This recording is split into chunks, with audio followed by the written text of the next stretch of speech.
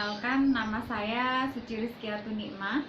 Kalian bisa manggil saya Bu Suci. Saya mengajar bahasa Indonesia. Bu Suci ingin menjelaskan bahwa untuk materi yang sebelumnya mengenai teks anekdot kita sudah selesai, dan sekarang kita masuk ke teks cerita hikayat. Jadi, teks cerita hikayat itu adalah salah satu dari jenis cerita rakyat yang berisi tentang kehidupan orang-orang di dalam istana, ya. Karena nanti salah satu karakteristiknya itu ada istana sentris.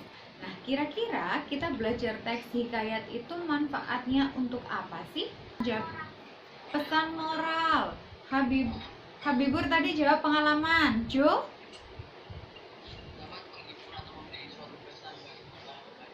Dapat menghibur atau memberi pesan. Jadi pesan yang diambil. Nah, bagus sekali dari jawaban kalian bertiga.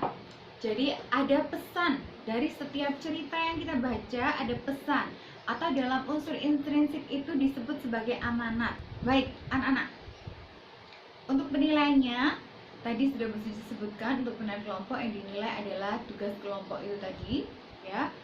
Kemudian untuk penilaian yang menceritakan kembali isi teks cerita hikayat, nanti yang dinilai adalah isinya sesuai tidak dengan teks cerita hikayat. Kemudian dari suaranya, ya, gesturnya, itu nanti yang akan masuk di rubrik penilaian untuk keterampilan menceritakan kembali teks cerita hikayat. Alur yang akan kita lalui. Nah, jadi yang pertama kalian bergabung dengan Google Meet, sudah kalian lakukan.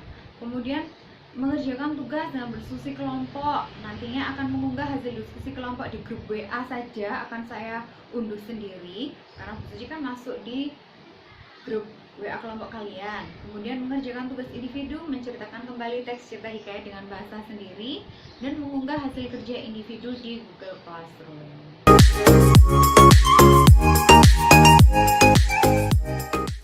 Ini Bu Suci ingin memutarkan video hikayat. Kita lihat cuplikannya sekilas saja, nanti kita bahas bersama-sama. Silakan dicermati ya. Hikayat Indra Bangsawan. Tersebutlah perkataan seorang raja yang bernama Indra Bungsu dari negeri Kobat Syarial. Setelah berapa lama di atas kerajaan, tiada juga beroleh putra. Maka pada suatu hari, ia pun menyuruh orang membaca doa kunut dan sedekah kepada fakir dan miskin. Alkisah, pada zaman dahulu ada sebuah kerajaan Kobat Syahrir yang megah dan mewah. Raja yang memimpin kerajaan itu bernama Raja Indra Bungsu. Ia adalah seorang raja yang sangat bijaksana dan adil dalam bertindak. Kita hari ini belajar tentang teks hikayat. Kompetensi dasar yang pertama mendeskripsikan nilai-nilai dan isi yang terkandung dalam cerita hikayat, baik lisan maupun tulis.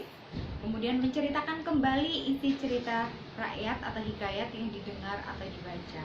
Pengertian jenis contoh, kemudian karakteristik isi dan nilai-nilai. Siapa yang ingin bertanya? Nomor absen. Absen 18. Jonathan nomor absen 18. Catatannya terlalu akhir nih buat Jonathan. Pak Jonathan? Alur cerita hingga itu gimana maksudnya? Kan tahu saya ada alur cerita maju, mundur, campuran. Kalau berhingga itu gimana? Satu, bagus sekali pertanyaan dari Jo. Di dalam hikayat, kalau kalian nanti membaca salah satu saja dari teks cerita hikayat, di dalamnya akan bercerita ada tokoh. Nah, tokoh itu akan menceritakan cerita lagi di dalam cerita. Anak-anak, kalau kalian amati film di MNC TV itu pada zaman dahulu, biasanya tokoh Aris dan Atuk sedang berbincang-bincang pada zaman dahulu, yang di dalamnya menceritakan kisah binatang-binatang. Itu salah satu contoh alur cerita berbingkai. Jo, bisa dipahami ya? Bisa, Bu. Sip. Setelah ini kalian mengerjakan secara berkelompok. Nanti saya bagikan materi tiap-tiap kelompok di grup kelompoknya masing-masing. Nanti cara mengerjakannya bagaimana? Ada di form yang bisa kalian download di sini, nak. Bu Suci buka ya. Form tugas kelompok. Nah, Kegiatan pembelajaran 1 kelompok mengidentifikasi dan mengemukakan isi, karakter, nilai yang terkandung dalam cerita hikayat. Bu Suci akan menilai keaktifan dalam berkelompok, siapa yang memberikan saran, mengomentari, siapa yang hanya diam saja, akan saya pantau dari sini. Itu tugas kelompoknya. Tugas individunya nanti setelah tugas kelompok.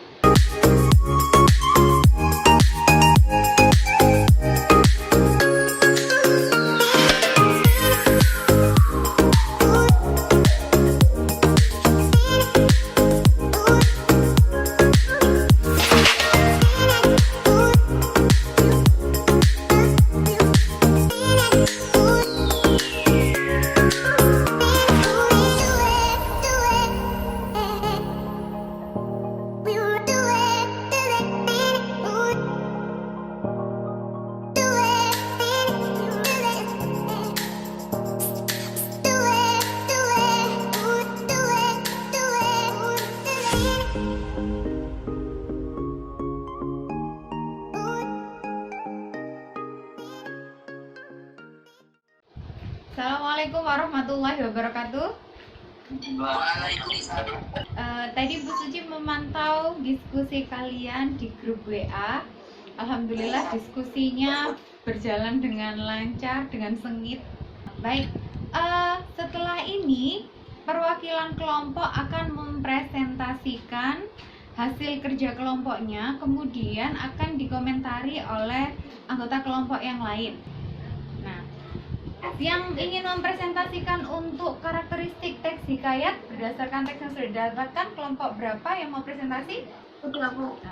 Baik, kalau begitu silakan kelompok 2 untuk mempresentasikan hasil diskusi kelompoknya mengenai karakteristik teks hikayat dari teks hikayat Bunga Kemuning. Ya, Assalamualaikum warahmatullahi wabarakatuh. Saya di sini akan mempresentasikan hasil kelompok 2. Pertama, kemustahilan. Tumbuhlah sebuah tanaman di atas kuburan putri kuning. Bunganya bagaikan jubah putri kuning. Daunnya bulat berkilau bagai kalung batu hijau. Bu Suci mau memberikan masukan, tadi nyebutnya istana simetris ya, bukan istana simetris tapi istana sentris. Sudah bagus yang dipresentasikan, cuman tadi pusat ceritanya itu istana sentrisnya ya. Menurut kelompok 1 bagaimana? Perwakilan kelompok 1? Saya, Bu. Ya, ada perbedaan hasil diskusi nak? Febrianti Ayu Lestari. Ada perbedaan di kesaktian tokoh, Bu. Kalau kelompok 1 menangkapnya? Sejak itulah bunga kemuning mendapatkan namanya, bahkan bunga-bunga kemuning bisa digunakan untuk mengharumkan rambut. Batangnya digunakan untuk membuat kotak-kotak yang indah, sedangkan kulit kayunya dibuat orang jadi batu. Setelah mati pun Putri Kemuning masih memberikan kebaikan. Kelompok 3, Febrianti bagus sekali hasil tanggapan. Ditambahkan lagi dengan kelompok 6 bahwa ada nilai moral, tadi sudah dijelaskan. Wah, bagus sekali diskusi kelompok kalian. Boleh tepuk tangan untuk kelompok 1 sampai kelompok 7 atas diskusi yang diberi. Setelah ini yang kalian lakukan, dirangkum hasil diskusinya. Satu kelompok hanya mengumpulkan 1 file saja, diunggah di grup WhatsApp. Setelah itu kalian dilanjutkan untuk mengerjakan tugas individunya. Pada zaman dahulu kala, hiduplah sepasang suami istri yang sangat miskin. Bahkan saking miskinnya, mereka harus mengais sampah untuk bertahan. Penduduk yang melihat si miskin itu menghinanya, bukan hanya menghina penduduk, bahkan mengusirnya.